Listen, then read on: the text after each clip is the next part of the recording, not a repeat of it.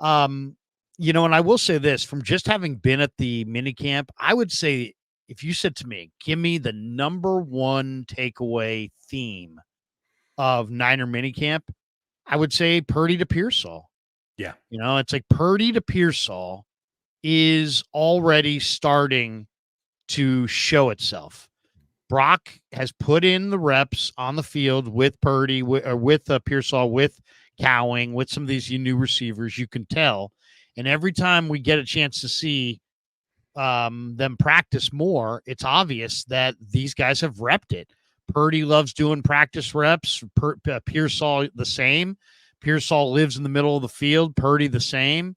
These guys are made to play with each other. And I mean, we probably saw them hook up on the practice Wednesday 4 different times on 4 different routes. 4 different routes, yeah.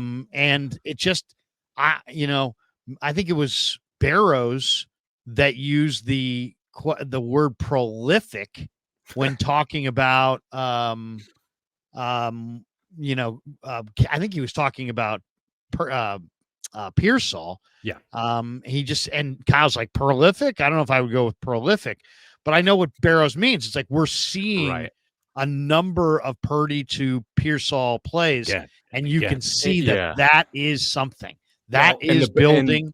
That's going to be a very difficult third down stop for opposing defenses, is trying to stop Pearsall from running a route where he knows where he's going, and Purdy from just taking a short drop and getting that ball out pre-break with anticipation, with accuracy.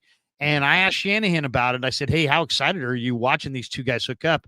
And he made the point. I thought it was an interesting point. He's like, Brock doesn't know exactly where the receiver's going yet, but he knows where the receiver's supposed to be. And Ricky, as a veteran route runner, knows where he's supposed to be. So exactly how he's getting there and the proper footwork, it sounded like there's still work to be done there.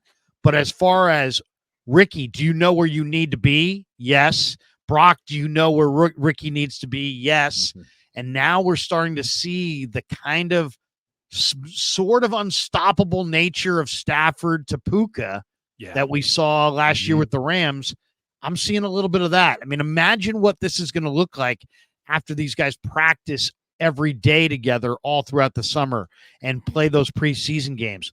By the time we get to September, Purdy to Pearsall is going to be a thing. No doubt about it. No question. It's really interesting, Jake, and we talked about this yesterday on our show. Like, Brandon Ayuk's not there, okay? We'll get into all that a little bit later, but the fact of the matter is he's not there.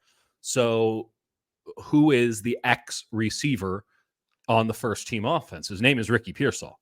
He's your 31st overall pick, and they're throwing him right in there as the number one receiver in this offense. It's not to say that Deebo Samuel isn't the number one option, but the number one receiver in a Kyle Shanahan offense is the X. And if you look at the history of Kyle Shanahan, it's prolific. We're talking Andre Johnson. I mean, just you put up 100-yard catches every year if you're the Julio Jones.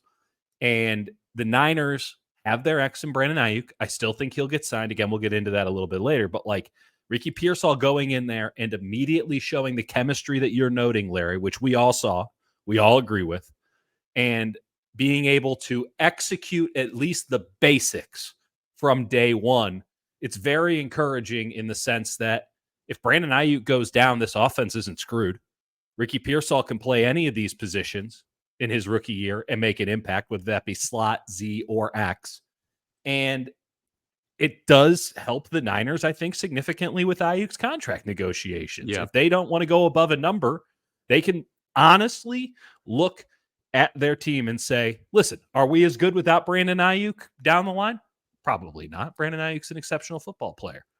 Can we still get it done? Hell yeah. And we'll have a little money in our pockets to burn on another good football player. So I think that this has been a home run for the 49ers in a lot of different ways. Not only do they have a player who looks like a long-term option that's a positive, a short-term option that's a positive, but he could also create a lot of flexibility for a Niners team that looked like they were going into an era of deep inflexibility, almost an era of austerity. Now they have the ability, which I don't think they'll take, but they at least have the ability to entertain the notion of doing something else with Brandon Ayuk. Two quick things. The only play that It honestly, I think it showed the most potential, and it was an incompletion, was the deep yeah. ball Purdy missed to Pearsall Yeah. that came right our way. And it was like Taylor Hawkins, I think, who's, by the way, just a guy that coaches continually hype up. And I'm like, I'm not trying to rip on the guy, but like the coaches always do that with guys that they're going to put on the practice squad. And I think it's tactical. He showed flashes, whatever, in past years. Anyway, the point is, I'm just trying to be nice. Just try not to rip a guy who's going to be on practice squad. The issue is that he's a really nice guy and a really sharp guy, but then so they don't want to get rid of him because like it's good to have a guy like that on your football team until he plays football. But what I want to say is when I think about 11 personnel. We're talking about Taylor Hawkins. This is pretty harsh. Taylor Hawkins in Rocky Long's 4.25 at San Diego State was a baller, man. No question. Yeah. We're not playing the Rocky. This ain't the Mountain West, Larry. He was a big corner, and then the Niners tried him at corner. He got too heavy. They tried him at safety. He's been kind of bouncing around with his weight. He's actually not a bad cover guy. Agreed. He just played corner his whole life. And he can cover for a safety. And you heard when I asked the new defensive coordinator, Sorensen, I said, who's your best coverage safety? His name came up.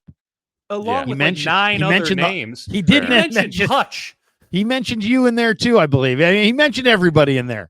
But he did say Hawk. That was the best point. He said Hawk. He named all of his safeties.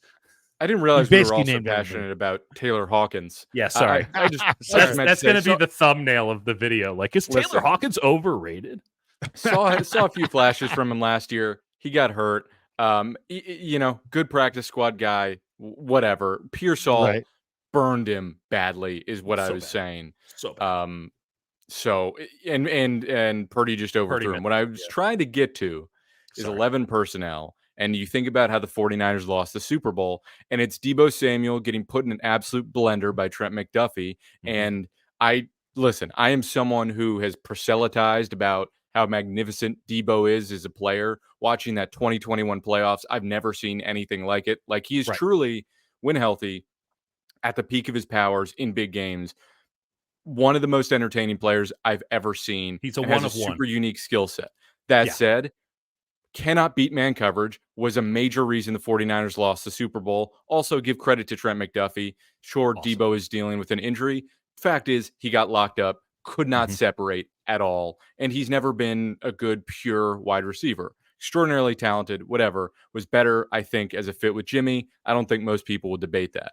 I think the 49ers, if you watch back on that tape, they might think, if we just put Pearsall in instead of Deebo, our chances... your three wide receivers are Jennings, Pearsall, Ayuk, Kittle, McCaffrey. Yeah, you're going to win. Like, you're going to win on that. You don't have a liability in coverage on third downs. Like, that's going to be something I think that's going to get Pearsall on the field. And a reason why I think he probably sees at least 50 targets this season, and that might be too low. Yeah. Did you guys catch the play where Purdy, it was Purdy at quarterback looked to be kind of almost like a deep in route, probably more of a post route, to be honest. It wasn't really a sharp in, it was more like a post. And George Odom came flying across the middle, and he obviously, he's not going to light up his receiver. He's not going to light up anybody in a blue shirt as well. But he started woofing right then and there, like, woohoo! Like, I would have killed you. Yeah. I would have killed you. I would have absolutely took you apart. My biggest question with Ricky Pearsall is just toughness. If that was a real NFL game and George Odom really did light him up like that in the middle of the field, how does Ricky Pearsall, what's the impact of that? Right? Yeah, is there some guys like for Puka, you can kind of tell. Well, he was you could hit Puka's that guy all day, every day. You could pound him. He's totally bothered by the physicality in the middle of the field. Pearsall's got decent size. It's not like he's small, but he's also not quite as thick and powerful as Puka. And I just kind of wonder if Pearsall, who's going to be in the middle of the field, gets his bell rung. Is he tiptoeing? Is he like one of those guys that Brock can't trust anymore because he now is like peaking? Because if there's one trait that stands out about the 49ers, and Brock has never had to deal with it. They don't have a receiver that tiptoes across the middle afraid of that hit. Ayuk, JJ, Kittle, Debo, CMC, they all run across the middle of the field like they freaking own it. And Purdy throws that ball with tremendous conviction. What happens if Pearsall gets lit and then starts peeking? And Debo's in a lot of those spots. You're right on those deep ends, on those wrap ins where Debo just takes a shot and bounces off it. I think that's a really fair question, an important one. I would say that in Pearsall's college tape, like I saw him take some shots and get right up, like many Florida times. quarterbacks were looking to kill him. Oh yeah, they were. They had like a grudge, like he slept with all their girlfriends. Right. But so I would counter with that. But that said, those aren't NFL guys. You got to see it in the NFL, and I think it's a really fair question.